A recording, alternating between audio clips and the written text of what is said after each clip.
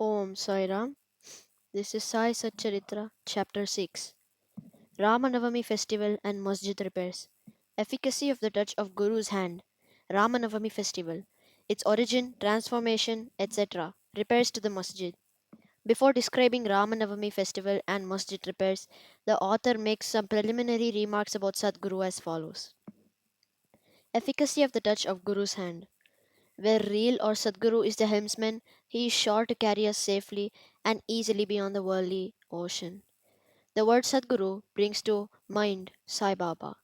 He appears to me as if standing before me and applying Udi, sacred ashes, to my forehead and placing his hand of blessing on my head. Then joy fills my heart and love overflows through my eyes. Wonderful is the power of the touch of Guru's hand. The subtle body, consisting of thoughts and desires, which cannot be burnt by the world dissolving fire, is destroyed by the mere touch of the Guru's hand, and the sins of many past births are cleaned and washed away.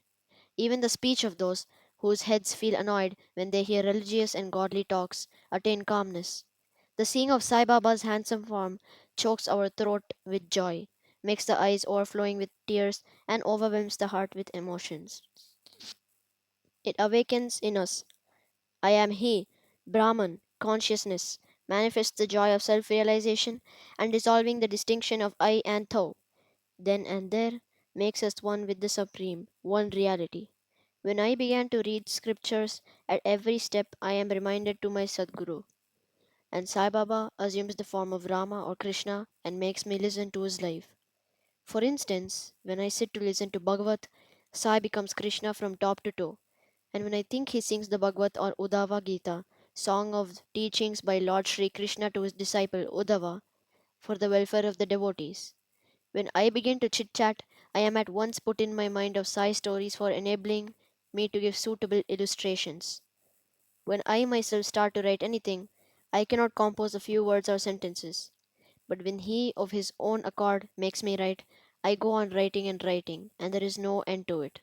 When the disciple's egoism props up, he presses it and down with his hand, and giving him his own power, makes him gain his object, and thus satisfies and blesses him. If any one prostrates before Sai and surrenders heart and soul to him, then unsolicited, all the chief objects of life, dharma, righteousness, artha, wealth, kama, desire, and moksha, deliverance, are easily and unsolicitedly attained. Four paths of karma, jnana, yoga, and bhakti lead us separately to God. Of these, the path of bhakti is thorny and full of pits and ditches, and thus difficult to traverse.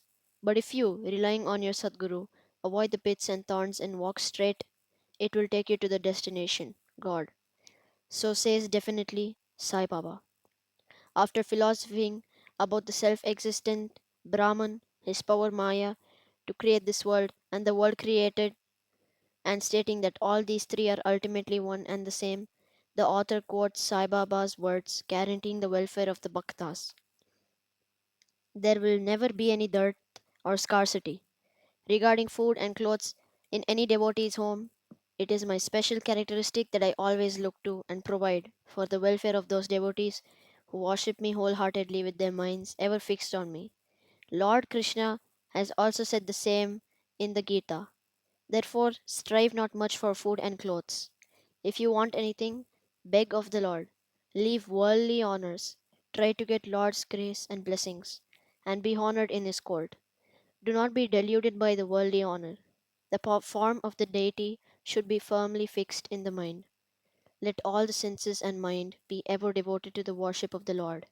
Let there be no attraction for any other thing. Fix the mind in remembering me always, so that it will not wander elsewhere, towards body, wealth, and home. Then it will be calm, peaceful, and carefree. This is the sign of the mind, being well engaged in good company. If the mind is vagrant, it cannot be called well merged. After quoting these words, the author goes on to read the story of Ramanavami festival in Shirdi. As Ramanavami is the greatest festival celebrated at Shirdi, another fuller account, as published in Sai Leela magazine of 1925, page 197, is also referred to, and a summary of the festival, as related in both these accounts, is attempted here. Origin 1. Mr. Gopalrao Gund was a circle inspector at Kopergaon. He was a great devotee of Baba. He had three wives, but had no issue. With Sai Baba's blessing, a son was born to him. In the joy that he felt regarding the event, an idea of celebrating a fair or urus occurred to him in the year 1897, and he placed it for consideration before other Shirdi devotees, Tatya Patil, Dada Kote Patil, and Madhavrao Deshpande Shama. They all approved of the idea and got Sai Baba's permission and blessings. Then an application for getting the collector's sanction for celebrating the Urus was made. But as the village Kulkarni reported against holding the fair, the sanction was refused. But as Sai Baba had blessed it, they tried again and ultimately succeeded in getting the collector's sanction. The day for the Urus was fixed on the Ramanavami day, after having consultations with Sai Baba. It seemed he had some end in view in this, the unification of the two fairs of festivals, the Urus and the Ramanavami, and the unification of the two communities, the Hindus and the Mohammedans. As future events showed, this end or object was achieved. Though the permission was obtained, but other difficulties cropped up. Shirdi was a village, and there was scarcity of water. There were two wells in the village. The one in use dried up soon, and the water from the second was brackish. This brackish water was turned into a sweet one by Sai Baba by throwing flowers into it. The water of this well was insufficient, so Tatya Patil had to arrange to get water from a well fixing by moats, leather sacks, thereon at a considerable distance. Then temporary shops had to be constructed and wrestling bouts arranged. Gopalrao Gund had a friend by name Damu Anna Kasar of Ahmednagar. He also was similarly unhappy in the matter of progeny, though he married two wives. He too was blessed by Sai Baba with sons, and Mr. Gund prevailed upon his friend to prepare and supply one simple flag for the procession of the fair. He also succeeded in inducing Mr. Nana Sahib Nimonkar to supply another embroidered flag. Both these flags were taken in procession through the village, and finally fixed it at the two ends or corners of the masjid, which is called by Sai Baba as Dwarkamai. This is being done even now. The Sandal Procession. There was another procession which was started in this fair. This idea of sandal procession originated with one Mr. Amir Shakar Dalal, a Mohammedan Bhakta from Korla. This procession is held in honor of great Muslim saints. Sandal, chandan, paste and scrapings are put in the thali, flat dishes, and these are carried with incense burnings before them in procession to the accompaniment of band and music through the village, and then after returning to the masjid, the contents of the dishes are thrown on the nimbar, niche, and walls of the masjid with hands. This work was managed by Mr. Amir Shakar for the first 3 years, and then afterwards by his wife. So on one day, the two processions, the flags by the Hindus and that of sandal by the Muslims, went on side by side and are still going on without any hitch. Arrangement. This day was very dear and sacred for the devotees of Sai Baba. Most of them turned out on the occasion and took a leading part in the management of the fair. Tatya Kote Patil looked to all out affairs, while the internal management was entirely left to one Radha Krishna Mai, a female devotee of Baba. Her residence was full of guests on the occasion, and she had to look to their needs, and also to arrange for all the paraphernalia of the fair.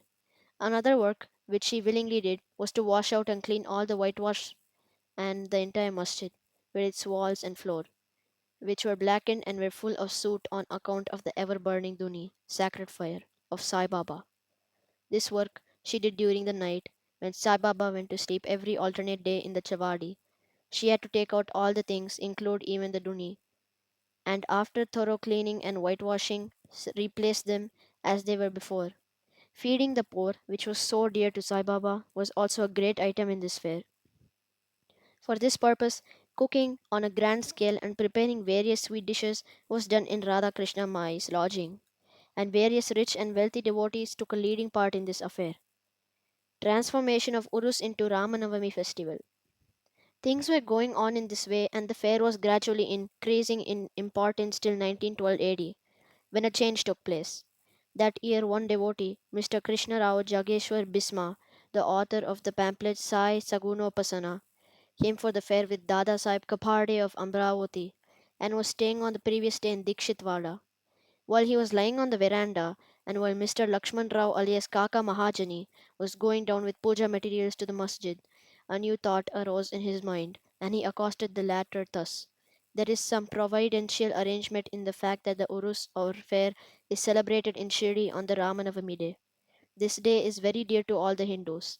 Then why not begin the Ramanavami festival, the celebration of the birth of Sri Rama here on this day? Kaka Mahajani liked the idea, and it was thus arranged to get Baba's permission in this matter. The main difficulty was how to secure a Haridas who would perform kirtan and sing the glories of the Lord on the occasion. But Bhishma solved the difficulty by saying that his Rama Akhyan composition of Rama's birth was ready, and he would do the kirtan himself, while Kaka Mahajani should play on the harmonium. It was also arranged to get the Suntavada, ginger powder mixed with sugar, as prasad, prepared by Radha Krishna Mai. So they immediately went to the masjid to get Baba's permission. Baba, who knew all things and what was passing there, asked Mahajani as to what was going on in the Wada. Being rather perturbed, Mahajani could not catch the purport of the question and remained silent. Then Baba asked Bhishma what he had to say. He explained the idea of celebrating Ram Navami festival and asked for Baba's permission, and Baba gladly gave it. All rejoiced and made preparations for the Janati festival. Next day, the masjid was decorated with buntings, etc. A cradle was supplied by Radha Krishnamai and placed in front of Baba's seat, and the proceedings started. Bhishma stood up for Kirtan and Mahajani played on the harmonium. Sai Baba sent a man to call Mahajani. He was hesitating to go, doubting whether Baba would allow the festival to go on. But when he went to Baba, the latter asked him as to what was going on and why the cradle was placed there. He answered that the Ramanavami festival had commenced and the cradle was put on for that purpose. Then Baba took a garland from the nimbar, Nietzsche, and placed it around his neck and sent another garland for Bhishma. Then commenced the kirtan. When it was close, pound sounds of victory to Rama went up, and gulal, red powder, was thrown up all around, amidst the band and music. Everybody was overjoyed when suddenly roaring was heard. The red powder thrown promiscuously all around went up, somehow entered Baba's eyes. Baba got wild and began to scold and abuse loudly. People got frightened by the scene and took to their heels. Those intimate devotees who knew Baba well took these scoldings and outpourings of Baba as blessings in disguise. They thought that when Rama was born, it was proper for Baba to get wild and enraged to kill Ravana and his demons in the form of egoism and wicked thoughts, etc. Besides, they knew that whenever a new thing was undertaken at Shirdi, it was usually with Baba to get wild and angry, and so they kept quiet. Radha Krishna Mai was rather afraid and thought that Baba might break her cradle, and she asked Mahajani to take the cradle back. When he wanted to loosen and unfasten the cradle, Baba went to him and asked him not to remove it. Then, after some time, Baba became calm, and that day's program, including Mahapuja and Arati, was finished. Later on, Mr. Mahajani asked Baba for permission to remove the cradle. Baba refused the same, saying that the festival was not yet finished. Next day, another kirtan and Gopal Kala ceremony, an earthen pot containing parched rice mixed with curds is hung, only to be broken after the kirtan and the contents distributed to all, as was done by Lord Krishna amongst his cowherd friends, were performed, and then Baba allowed the cradle to be removed. While the Ramanavami festival was thus going on, the procession of the two flags by day and that of the sandal by night went off with usual pomp and show. From this time onwards, the Urus of Baba was transformed into the Ramanavami festival.